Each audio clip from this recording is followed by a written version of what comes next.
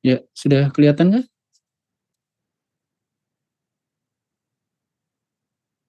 Oke, baik. Oke, hari ini kita akan belajar bagaimana kita melakukan kritik terhadap suatu teori, eh, teori yang diterapkan pada bangunan arsitektur. Tapi terlebih dahulu kita pahami dulu, dan pada semester ini Bapak khusus akan bicara mengenai sustainable arsitektur sebagai contoh-contoh nanti untuk bagaimana kita memahami teori, juga bagaimana kita melakukan kritik. Nah, eh, kritik secara umum merupakan suatu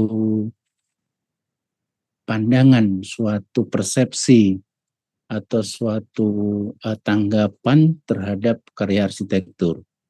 Baik itu karya berupa tulisan maupun karya yang ada di yang sudah dibangun, arsitektur yang sudah dibangun. Nah, teori yang akan diusung pada hari ini adalah green arsitektur. Ini salah satu dari sustainable arsitektur, di mana banyak sekali yang lainnya yang biasa mungkin disebut sebagai ecological design, design with nature, sustainable arsitektur, dan salah satunya adalah green arsitektur. Bagaimana teorinya kita pahami dulu, lalu kita nanti akan melihat contoh-contoh, nanti Bapak ambilkan yang ada di Singapura, dan kita boleh melihat kita itu bisa mengkritisi di bagian mananya kah bangunan itu menggunakan teori green arsitektur. Nah, kita pahami dulu green arsitektur adalah globally dia dikenal sebagai green arsitektur, Indonesia arsitektur hijau, merupakan salah satu aliran, artinya banyak arsitek-arsitek yang menggunakan pendekatan dari green, ya, berfokus pada arsitektur ramah lingkungan. Jadi base-nya itu atau dasarnya itu dari pemahaman tentang pelestarian lingkungan. Beberapa poin pentingnya adalah meminimalisasi konsumsi sumber daya alam, ya, listrik, bensin, batu bara, ya, energi-energi yang digunakan untuk membangkitkan teknologi zaman sekarang, di mana ini baik yang terbarukan atau yang tidak terbarukan.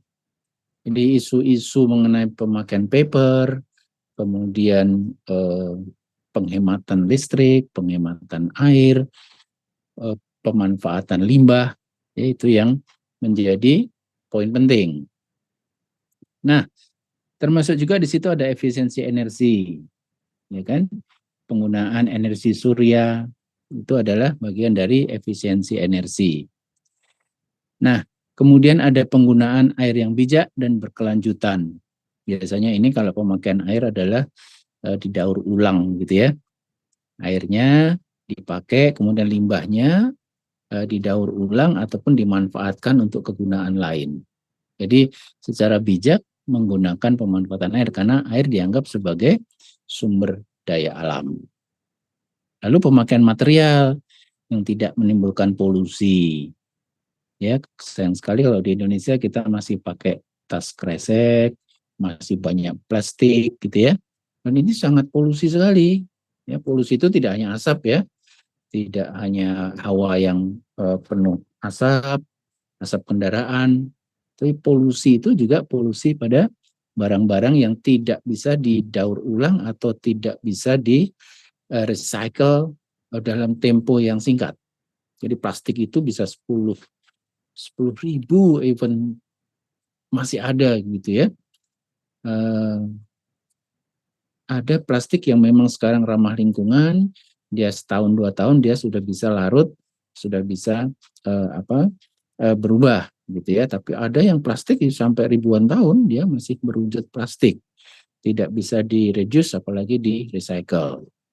Nah, ada kata reduce, recycle, reuse, itu ya bagian dari kampanye ramah lingkungan. Ini adalah contoh di kanan, ya memanfaatkan tanaman, memanfaatkan aliran angin dan matahari.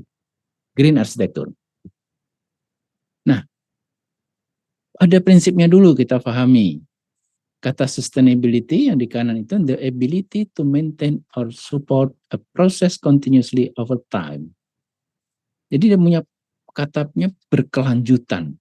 Siapa yang berkelanjutan? Ya barangnya, ya dunia, juga manusianya. Anda itu diharapkan sustain, jadi anak cucu kita itu nanti akan berkelanjutan. Kalau kelakuan kita ini tidak ramah lingkungan, maka bisa jadi anak cucu kita cuma cukup 2 generasi, habis itu jadi punah gitu ya. Ini sekarang lagi ramai kampanye mengenai stunting gitu ya. Stunting itu kerdil. Jadi rupanya di Indonesia ini setelah di studi, anak-anak kita ini kerdil-kerdil, makin kecil makin kecil. Anda dapat lihat tuh di arsitektur saja ya, murid-murid kita itu sekarang ya, berapa persen itu yang ternyata mereka punya ketinggian yang low gitu ya, kerdil. Itu sejak dari bayi, bukan setelah dia lahir terus karena kurang gizi maka dia kecil, enggak. Rupanya genetikanya itu stunting, dia mengalami kekerdilan. Nah, ini bisa membuat kita tidak sustain. Kalau makin kecil nanti jadi apa ya? Hobis gitu ya. Hobbit ya. Jadi manusia-manusia kecil gitu, ya, dwarf, gitu, kerdil. Nah, arsitektur hijau juga merupakan itu pendekatan perencanaan yang bertujuan meminimalisasi kerusakan alam. Jelas ya. Berkembang istilah penting, yaitu sustainable development, pembangunan yang berkelanjutan. Pembangunan itu maksudnya adalah tidak hanya arsitektur saja, tetapi pembangunan itu kan juga ada arsitektur, ada lanskap, ada transportasi, ada rumah, dan seterusnya. Dalam satu kota, di dalam satu pemukiman. Nah, ini juga harus sustainable. Ya, artinya parit kita juga harus bagus, kita tidak boleh ada banjir, menghadapi gempa dengan baik, ya, itu sustainable. Ya, pembangunan yang dapat memenuhi kebutuhan orang masa kini tanpa harus mengorbankan sumber daya alam yang diwariskan untuk generasi mendatang. Ini tolong difahami benar mengenai green architecture. Ya, mudah-mudahan Bapak nanti akan ujikan ini pada UTS ya, pada UTS, karena ini menu yang sangat menarik, yang sangat populer sekarang. Bahkan kita punya Center of Sustainable Architecture, ya, Dr. Hilma di sana yang giat meneliti, ya, giat untuk beraktivitas di bidang green arsitektur dan green building. Nah, prinsipnya apa? Ya, ini Green Building Council di Amerika bilang bahwa dasar kualifikasi dari prinsip green arsitektur itu ada pembangunan yang berkelanjutan. Upaya realnya gimana? Menggunakan kembali bangunan yang ada dan pelestarian lingkungan sekitar.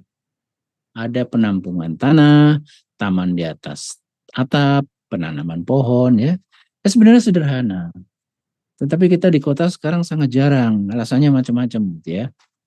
Wah, nanam pohon udah nggak sempat lagi Pak, tidak ada halaman depan rumah saya sempit, sekarang rumah saya di ruko, gimana saya harus membuat tanaman hijau ya, macam-macam alasannya gitu.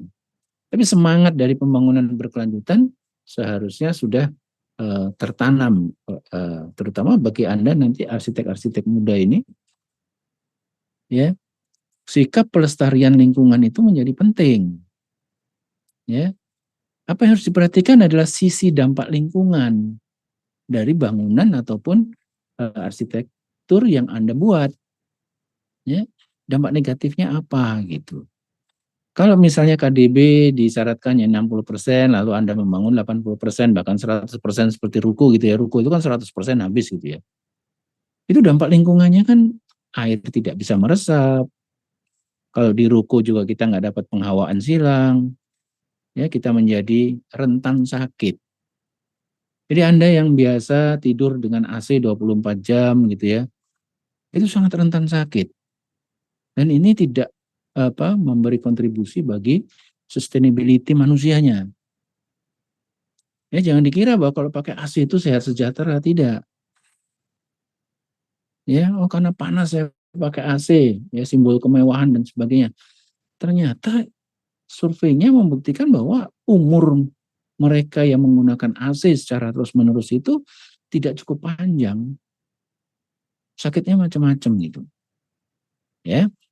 Lalu yang kedua, pelestarian sumber daya air. Jelas ini ya, harus berkelanjutan. Lalu sebentar kok kelewatan. 3, efisiensi energi bangunan.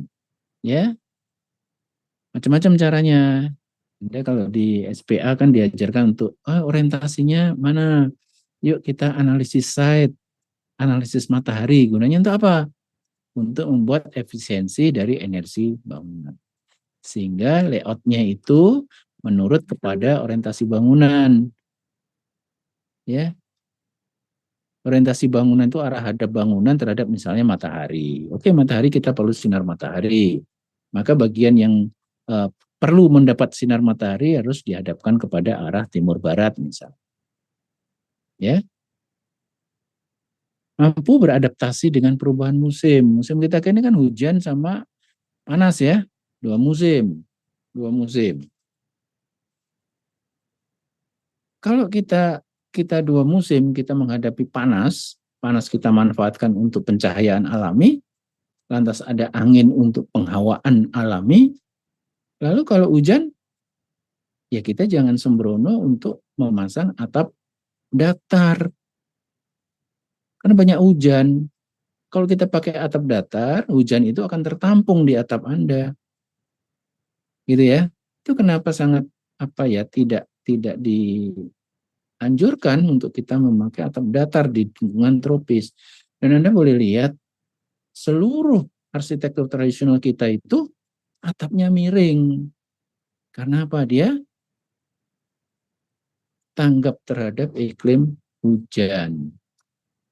Nah, Anda kan mungkin karena kalau di SPA ini biasanya kejar tayang semalam gitu ngerjainnya ya. Dan kalau membuat atap miring kan harus mikirin kuda-kuda, harus mikirin rangka atap, susah Pak. Kalau atap datar kan cuma satu garis tebal pakai spidol gitu ya. Nah, udah dicor aja di atas satu garis selesai. Nah, itu kan arsitek yang asal jadi gitu ya. Arsitek yang sembrono, arsitek yang tidak berkualiti. Udah tahu dia di daerah hujan, atapnya atap datar, gitu ya. Oke. Nah, lalu nomor 4 bahan bangunan terbarukan. Ya, bahannya kalau bisa didaur ulang kalau bisa, dan nyatanya sampai sekarang sangat sulit ya.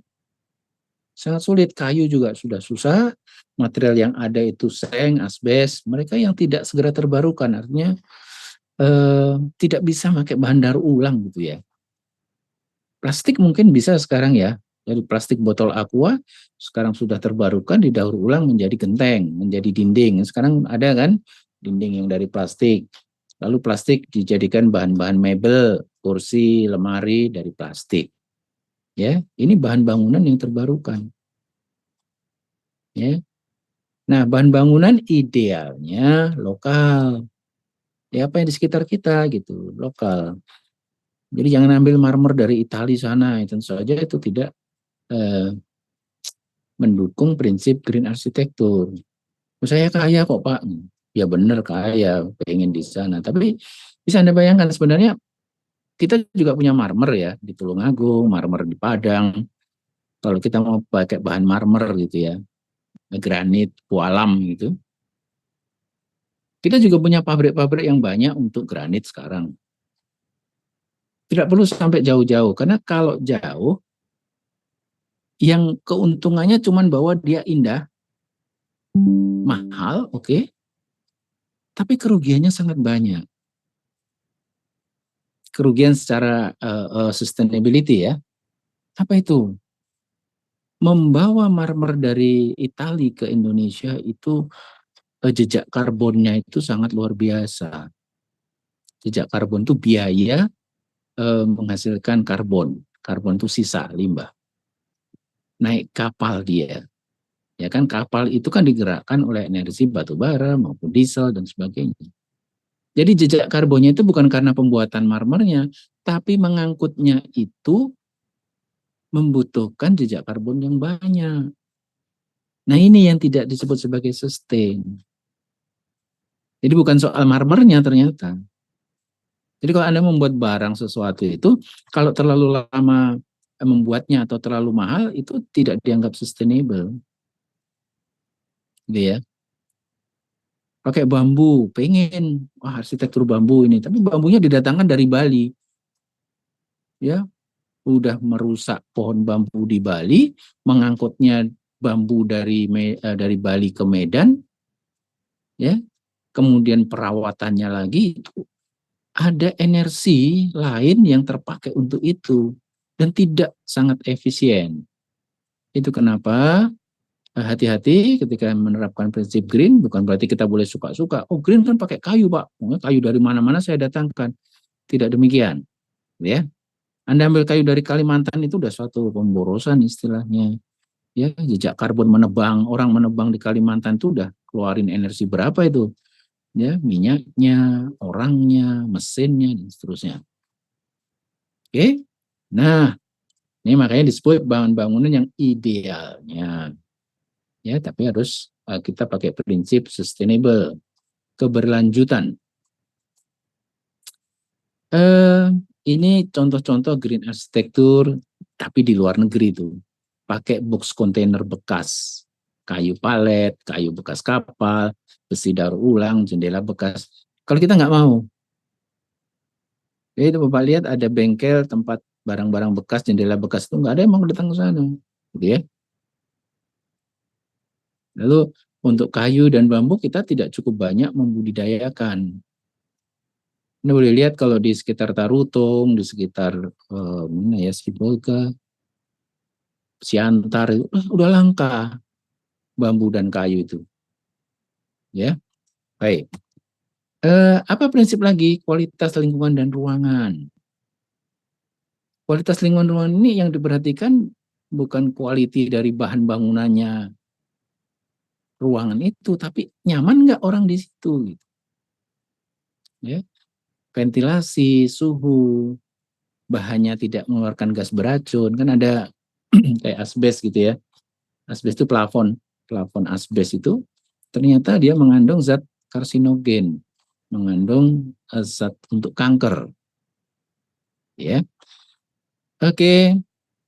Nah, masuk kepada green architecture. Kalau tadi pada sustainability, prinsip dasarnya Building Green Council-nya Amerika.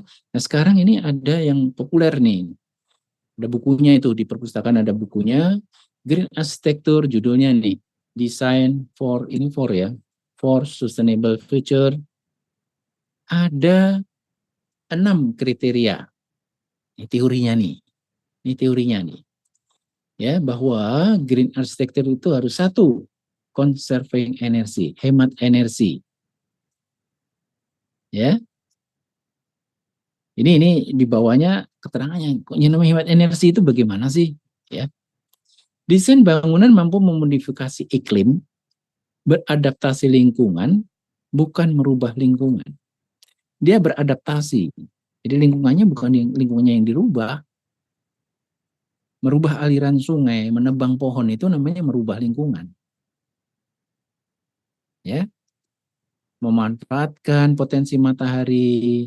Lantas kalau kita membuat bangunan dibuat tipis, memanjang supaya bisa ada pencahayaan dan menghemat energi listrik. Gitu kan, kalau pencahayaan alami banyak, listrik tak perlu. Demikian juga untuk penghawaan. Kalau penghawaan bagus, ruangan di dalam itu tidak panas, kita memakai AC kondisi normal, ya, karena ada pencahayaan dan penghawaan alami. Itu. Jadi dia conserving energi. Lalu ini menggunakan fotovoltaik. Sekarang masih mahal ya. Fotovoltaik itu listrik yang dari surya, tenaga surya gitu ya. Sebenarnya nggak mahal, cuman saya nggak tahu kenapa tidak dimasalkan gitu. Di desa-desa itu kan seharusnya punya fotovoltaik ya, karena kita kan kaya sinar matahari, kaya angin gitu. Kenapa kita tidak banyak kincir angin gitu ya? Di Belanda, di Perancis, Swedia itu banyak kincir angin gitu.